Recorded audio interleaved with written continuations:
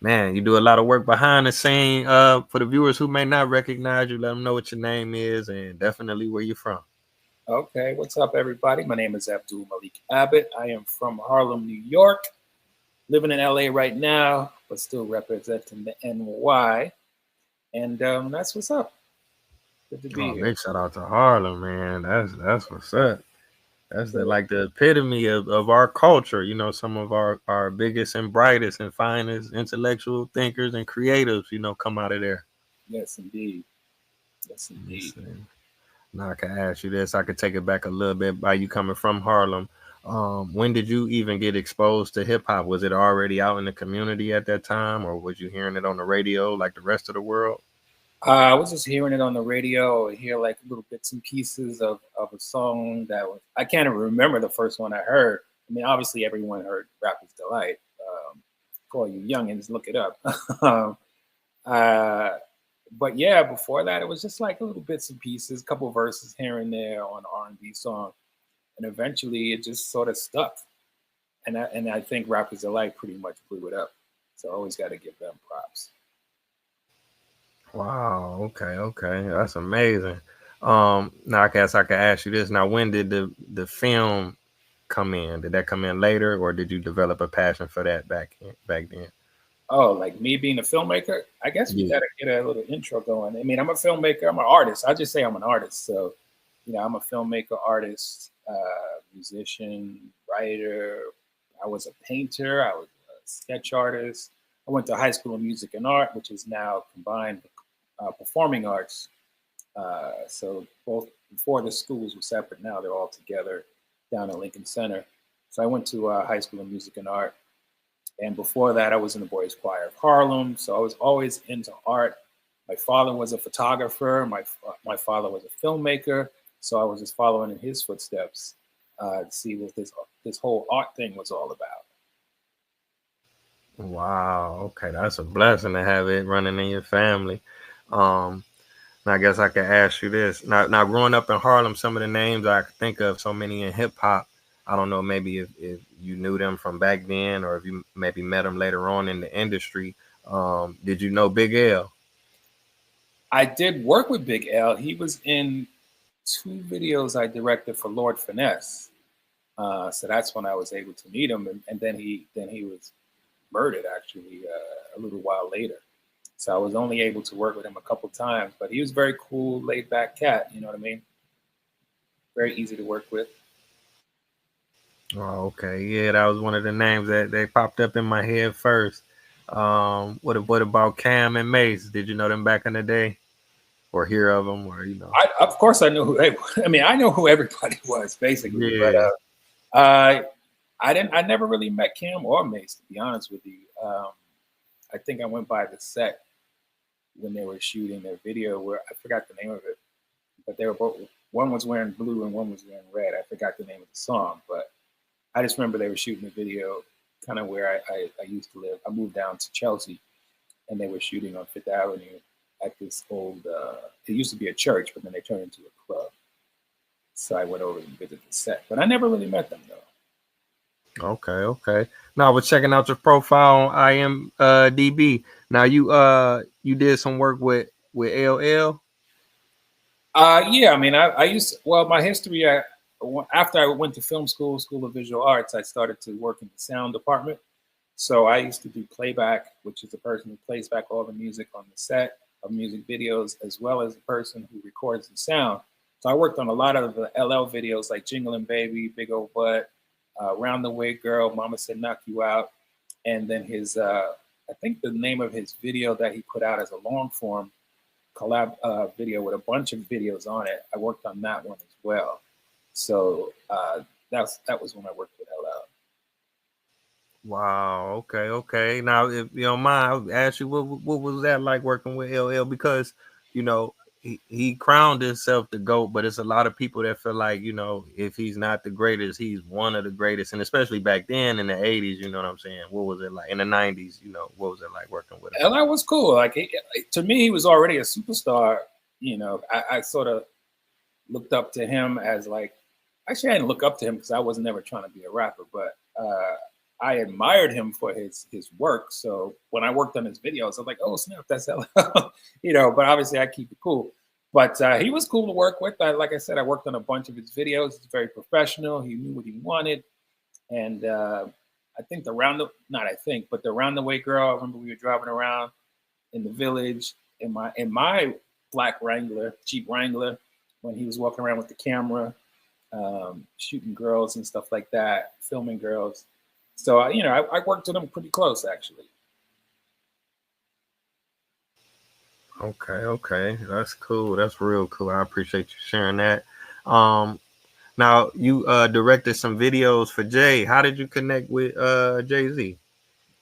Let's see. I connected with Jay-Z through Damon Dash. So Damon Dash was managing a group called Original Flavor. They were on Atlantic Records. So the video commissioner had connected me with Damon and said, hey, you want to do this video for these up and coming artists? I think they had one video out. And I did the second video called All That. And I met Jay-Z on the set of All That, which we filmed in Chelsea, New York, downtown. And he was just like this real quiet, cool brother that I just connected with real quick. But it wasn't until later that I ran into Damon again. And he was like, oh, we're about to start this record label with my boy Jay-Z. And we want to do a video. And the video was called I Can't Get With That. So they didn't even have an office yet. They were just starting up the label Rockefeller Records. And we went up to Marcy Projects and shot the first video. It was all love. Like everybody came out. It was a very small crew, but they had a ton of people out there. And we just shot at Marcy, then we shot downtown Brooklyn. And that was the beginning of the relationship where we had everybody came through, like Sauce Money, Jazzo. They were featured prominently in the video, as well as Damon and a bunch of the other staff and some of his cousins. Like everybody was there.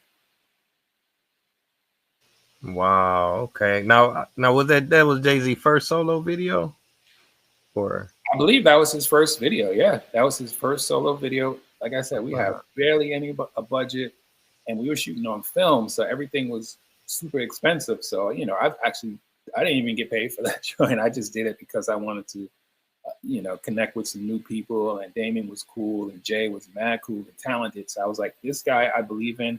I'm gonna invest my time with this guy, and that's how it all started.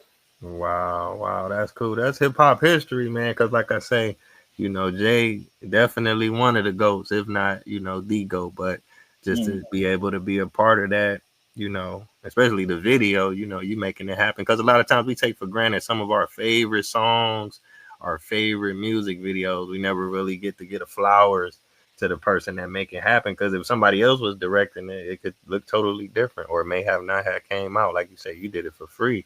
So right. They was in need, you know what I'm saying? So I appreciate Yeah, we just did it. It played mostly on Video Music Box in New York. So it was mostly on East Coast release. But yeah, it was fun. I mean, there was a lot of work, but it was cool just watching this guy grow, you know what I mean? And trying to figure out his persona. And I always when I talk to artists, it's like, so what's your persona? You could be yourself right now, off camera, but once you're on camera and on record, what's your persona? So he was building his persona at the time. So it was fun trying to have a little bit of input on that. Wow, right. Because in hip hop, especially, image is everything. So that's dope. And he wasn't, to be honest, he wasn't really faking it. Obviously, he wasn't, blasting people or anything he wasn't shooting anybody or anything like that. But he always kept the same energy. You know what I mean? He was always just cool. That was his thing. He was never wilding. So if no one could really think of a Jay-Z video where he's just wilding out. Yeah, you're right about that. Now, this one of the names I guess I should have asked you. Now, how did you connect with Dame? Was it like on the same business tip, or did you know him from around the way? No. I met Damon through Atlantic Records doing the original Flavor video. So he was their manager. Okay. He was their manager at the time. So that's how I connected with Damon. I got you. Okay. Now you did the In My Lifetime joint too? Yeah. So we did In My Lifetime. We shot it in New York, and we shot it. Actually, we did two versions of that. We shot it in New York and St. Thomas. It was like a crazy cold winter, and they came up with the idea to shoot it in St. Thomas. So basically, they went down, scouted out the whole island, just and they knew all these people that had the mansion and the yachts and everything. So they just came back with a camcorder video, like, okay, we're gonna shoot here, we're gonna shoot here, and so I just had to come up with the scenery uh, and the storyline. And basically, I took a small crew of my friends who were also technicians, and they brought down a bunch of the crew and a bunch of girls, and we just went and had fun shooting video. And then later on, they caught a side deal, I think with Payday Records, and they wanted to do the In My Lifetime Big Jazz remix. So we shot that at a restaurant, Italian restaurant, kind of like a mob spot in Williamsburg. So we did the remix with "What's the Meaning of Life" hook. So that was fun. Wow. Now I gotta ask you because you say like going to a place like St. Thomas, you know that like, that's like a vacation for some people, and like obviously y'all had a good time, but you was able to do what you love to do and have a good time, and be a part of be a part of history, man. Right. What was your mind at when you was doing it, and how do you look back on that? Like, wow. I mean, to me, it's always about the work. So I wasn't really having, a party. Like I wasn't getting blasted and getting drunk or anything like that. I was actually working. So I think we hung out after we wrapped when we were done. But besides that, it was just like, we got to shoot this, we got to shoot this, we got to, oh, the sun's over here, so we got to go over here. Okay, we're going to go on the boat. Okay, well, who's going to be on the boat and who's going to be on this boat while we're shooting the yacht? And which girl is awake and which girl is too drunk to come? It was all this stuff that we had to deal with. But like I said, the video was a success, and it was also they're not spending a lot of money because they're still building their empire. So I guess I was the guy to go to who can make it happen for a low price, which I didn't particularly want to be that dude, but I just said, you know what, I invest in this guy. I'm gonna invest in his career. I believe in Damon. I believe in Biggs, and I believe in Jay. And there was Shaka. There was like a lot of people who were Beehive, you know, it was a lot of people who were still down with them still. Okay, yeah, and maybe you did a couple. You did it seemed like at least 5 videos and a couple movies with The Rock. And if it's okay, I wanted to ask you about them. This is a classic. All of them is classic, but this one I think really stood out because it had, I think Biggie was in it, AZ, the Dead Presidents video. What was that like, and how he got everybody together? Oh, okay. Dead Presidents was kind of a crazy video because it was a 2-day shoot. We had shot like him coming down the helicopter one day and performing in front of the World Trade Center, and just sort of driving around shots first. And then we did the main storyline in Brooklyn. So it was like split up in 2 different days. But all the cameos that were at the Monopoly table was all Jay brought those people together. Well, I think it was Jay. It could have been other people. There are always people behind the scenes, but as far as I know, that was Jay. And I just remember we're waiting on Biggie, and Biggie's late. I'm like, yo, we gotta keep going because the crew doesn't want to, be working all night long. But we definitely would not shoot that scene without Biggie. So we had a bucket of Cristal. We had a bucket of Cristal and $30,000 on the table. So it was like that. That's crazy. I'm glad y'all waited for Big because hip hop it would have been a whole different, because he passed. They'd be like, oh right. Man. So right then, that video was us really getting into the groove of telling stories. So that Dead Presidents, if you look at the video, people just go back, watch Dead Presidents. There's a story going on. It's a simple story, but we're telling a story, and that was sort of the beginning of our storytelling collaboration. And it was a nod to the movie Heat, the Robert De Niro movie. Indeed. Like you say, it was so many people around, and y'all was all contributing to that to make that happen. That's important too. Yes, emphasize on that because that was the foundation. It's hard to even imagine a Jay-Z without that Reasonable Doubt, and even before that, let me see, even The Rock too. Let me see. Okay, now this was my first introduction to Jay, the Foxy Brown joint. The Ain't No. I think was it Jazz that produced it. Yeah, Jazzo produced that one. He was singing the hook. That one was that one. It was kind of my idea to actually shoot in Miami because when it was released, it was going to be it was in the winter, so New York winters are brutal. So I was like, oh, let's go shoot in Miami. So they had a deal with Def Jam for the soundtrack of Nutty Professor. So that song was already on the charts before we even shot the video. So it was a lot of pressure to make sure that it was cool. Uh, we had let me turn this computer off. We had a little issues because it decided to rain the first day, like nonstop. So when you go to Miami and you're from New York, you want to see the scenery, but you can't really shoot in the rain, and it's not a rainy type R&B song where he's outside like getting all wet. So we had to shoot under things, shoot inside. So that wasn't the plan, but we made it work, and the video went #1. So we were happy with that. But it was a lot of work to pull that one off, and we were just lucky because Dead Presidents was an underground hit, but it was also going to #1 on like Rap City and Yo MTV Raps. So we were actually shooting the next video that immediately went #1. That's dope, man. That's so dope. I gotta give you your props on that. And I wanted to ask you about the two films, The Streets is Watching. If you could speak on that, the little backstory to it. Right. All right. So Streets is Watching was like a mini movie, long form video that Jay and Shock Pilgrim and Biggs and Damon sort of came up with to basically market Jay more to the streets, hence the name Streets is Watching. He had put out a video that I didn't do, but he had put a video out that was a little more pop. It was Sunshine, had Babyface on the hook, and the video was very pop and dancing and amusement park. And the streets wasn't feeling it, so they were like, okay, we need to do something else. We need to do something that's going to sort of bring that street edge back into the mix. So they approached me to do the video. So the video was a bunch of skits and songs that weren't going to be released as singles, except for the song Streets is Watching. So the song Streets is Watching was going to be a single. And we had basically a bunch of videos.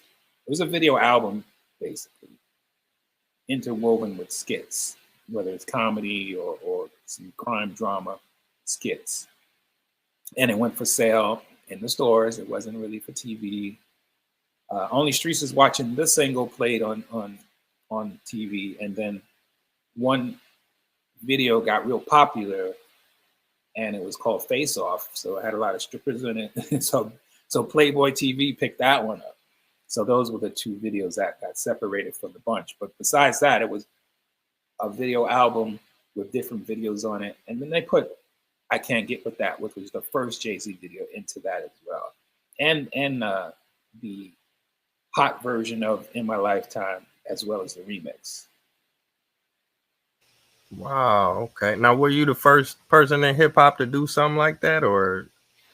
I don't know. I don't. It was. I know Michael Jackson had did something. I don't know if Master P had did anything. So I was one of the first. Let's put it that way. And it was also hard to sell that concept to other record label people because they didn't really think about the marketing part of it. I think they just wanted to do the videos and then put them out. But I was like, yeah, but keep in mind, these people have to buy these videos. All you have to do is pay for it, and then you got to distribute it. So maybe they didn't want to get down with the distribution and put it on DVD and VHS at the time, and making sure people know that it exists. So it took a long time to get people back into that groove of like, yeah, you can just package this as a product and sell it. Nowadays, it'll be really hard because now everything's streaming. Man, definitely. Okay, now I gotta ask you about the classic, the state property joint. Oh, What was it like working with state property?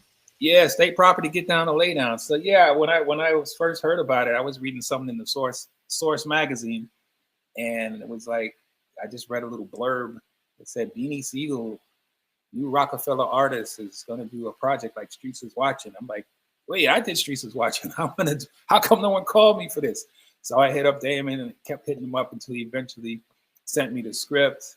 And I got the script, read it. It was like a straight up hood movie.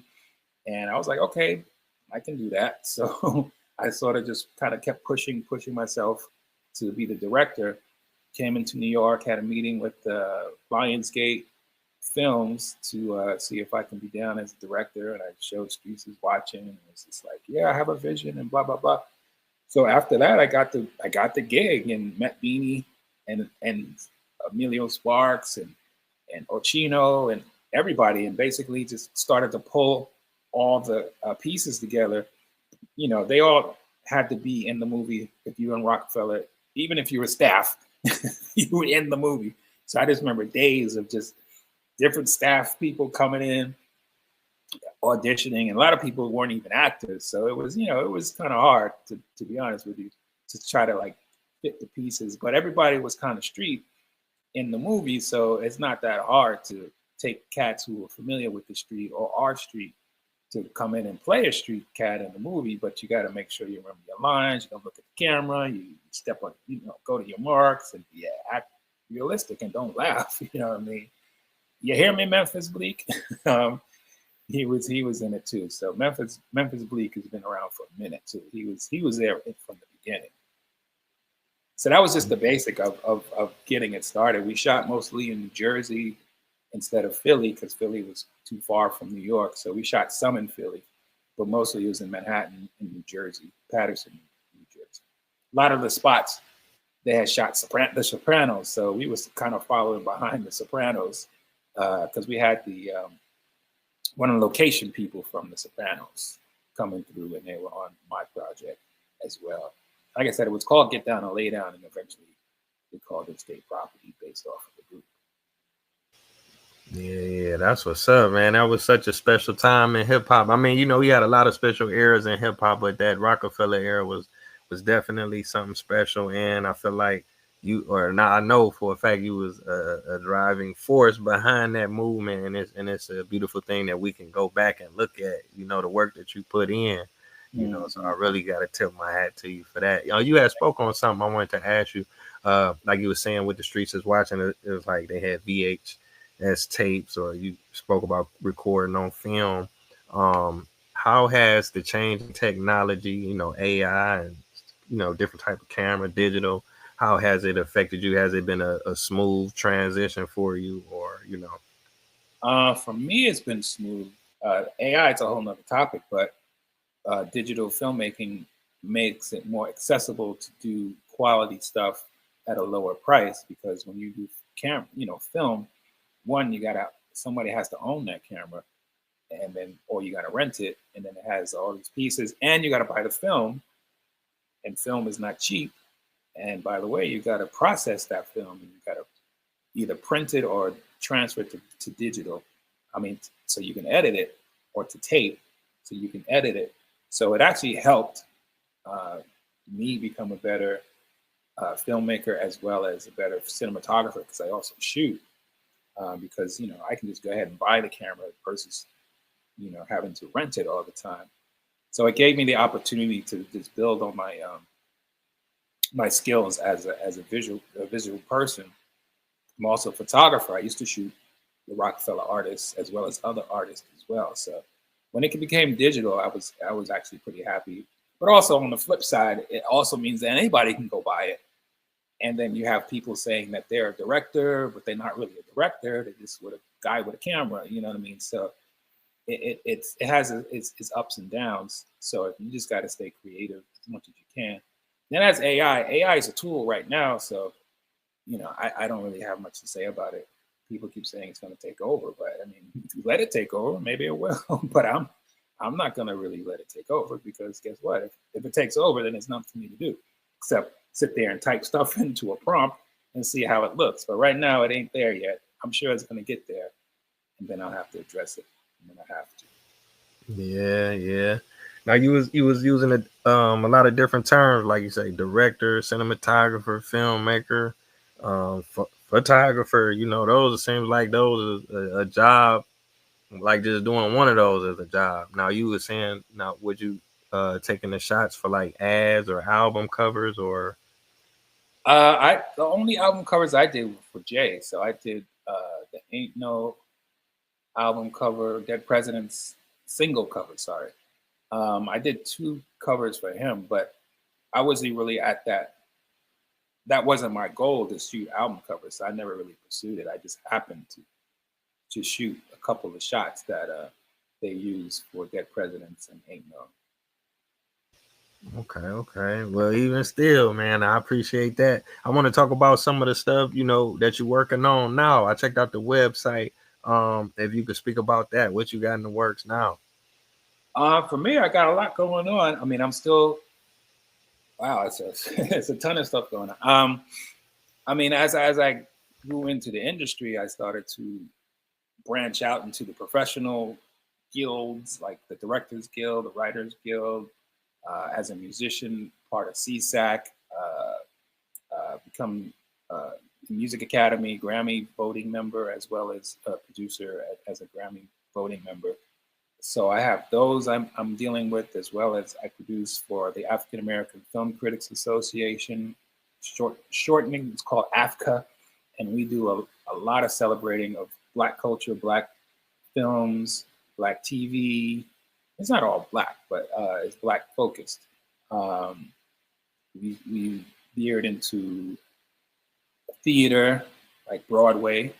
So year round, we work on different projects. We have the Africa Roundtables, which is a bunch of critics who will then interview, just like we're doing now, but they would interview filmmakers, actors. Like we have the Sinners cast and the Sinners director, Ryan Coogler. That one's out now. The last one I just did, besides that one, was uh, Brian Tyler Henry's project called Dope Thief, which is on Apple TV. So I do that like year round, as well as stuff I do for the Directors Guild, as well as writing my next feature. I produce for a band called Boss, B.O.S.S. We got two albums out. I've done a few short films. So I just keep it moving, just do a lot of stuff. Yeah, yeah, that's what's up. Now I wanted to ask you about Boss. I got to check out the videos. I love the music. I love the video. I got to check out the Major Love, Bad Time, and Mine. So, who does Boss consist of? How long y'all been together? And do y'all got a project available? For the viewers to check out, to stream or buy or. Yeah, if you just go to the website, it's bossmusicny.com. That's bossmusicny.com. You'll see all the videos. You'll see links to buy the singles. And it's basically myself. I go by the name DJ Abby Ab when I do music, just to separate it, even though I'm still me. But, as the musician, I call myself DJ Abby Ab. And I have Natalie, who's the singer, songwriter. And then I have Mike P, who's the guitarist. And I had Evan Eater, who also contributed to one of the songs. So it's basically myself and Natalie, and then we have guest musicians come in. And I just collaborated with Chop Master Jay and his son of the Underground, So Too, on a single called Vice. It's called Vice, the Liquid Lush remix. That's actually available right now. We haven't done a video yet. And Chop Master Jay is co-founder of Digital Underground, so I collaborated with his son, who's and he goes by So Too, the son of the Underground. So he's got some stuff. They got some stuff coming out, and Chop Master Jay also goes by Big Brother Soul. So he has other stuff coming out, a different persona. Like he has the funk persona, the hip hop persona. He had a group that had stuff on the John Singleton movie, not Baby Boy. What was the name of that movie? John Singleton's first movie. We Boys all in the Hood. Boys in the Hood, yes. They had a song called Spirit. So yeah, it's like I try to just keep everything moving as an artist. I don't want to feel like I'm staying in one spot. So I definitely find myself moving around and keeping irons in all the fires. Yeah, definitely. I feel that. And like I say, you done did so much major work and still doing it. I really look forward to what you have coming in the future. Now you had mentioned you said you did direct some short films. Yeah, I did couple of short films. Called One was called Curse of War. It was produced by Philippa Davis and Ronnie Graham. It's on Amazon. It's not on Amazon Prime. It's on Amazon Video. It's like $1.99, and it won a bunch of awards, including Best Actor. And it's about a Marine who has PTSD, and he's sort of dealing with his downfall in life. So that was a topic that was really close to my heart. Finished that a few years ago, and then I did another short film called Balance of Power, which was a movie that just had music in it, except for like the first few seconds had dialogue, but the rest of it was like a music video, but there was no performance in it. It was just scenes. Um, there's a link on my website. It's abdulmalikabbott.com. It's ABDULMALIKABBOTT.com. And you can see links to some of those projects. Then I did a short film called The Audacity. It was like a 5-minute long dark comedy. And that was kind of fun. And I also do work with Kids in the Spotlight, which is an organization in California that helps kids from the foster care system become filmmakers. And then I did a film for them a couple of years ago called Ties That Bind. So you should look up Kids in the Spotlight. So I just stay busy, definitely. And I also did a feature film with my partner, Angela Robinson Witherspoon, who was the widow of John Witherspoon. She did a documentary on Betty Saar, who is an artist. She is 98 years old. She's going to be 99 in July. And we did this doc on this woman who's a fantastic artist. She does assemblage art. She does painting, sculpture. Been working on this doc for a while. It's been done for about a year now, and we're looking for distribution, but it's been winning awards left and right, screening in the major museums. So I'm very happy about this project. And it's a very low key, no hip hop, it ain't hip hop at all, especially, a 98-year-old, 99-year-old Black woman. It ain't hip hop, but still it's art. And that's what I appreciate. Wow, that sounds very empowering. I look forward to that as well too. It's called Betty Saar. Mhm. It's called Ready to Be a Warrior. So if you just want to check it out, it's readytobeawarrior.com. You can see the trailer and you'll see some of the behind the scene photos. We had John Legend in it, CCH Pounder, a bunch of people are in it. It's just to represent, because everyone loves Betty Saar. Everybody loves Betty Saar. Yeah, indeed. I'm gonna have to check that out. And also, like what you said about working with the children in the foster homes and stuff, because I travel a lot. I've been in like 70 countries, so sometimes I volunteer like at orphanages or community centers. They not like state funded like here, or they don't have like a state system to kind of conduct it. But it's kind of the same thing, being able to give back, because sometimes you take for granted, what other people don't have. So that's Right. good. Yeah. Yeah, they're not funded by the state either. So, Oh wow. Okay, we'll it's see even all here. donations. It's all donations. So if you want to give back, just look up Kids in the Spotlight. Throw a couple of dollars their way. They appreciate it. They just bought a studio in Van Nuys. I think they're having their anniversary today. I didn't make it because I wanted to stick around and do this. But yeah, they've been doing their thing. Taye is the head of it. Her name's Taye Charity. That's a good last name too.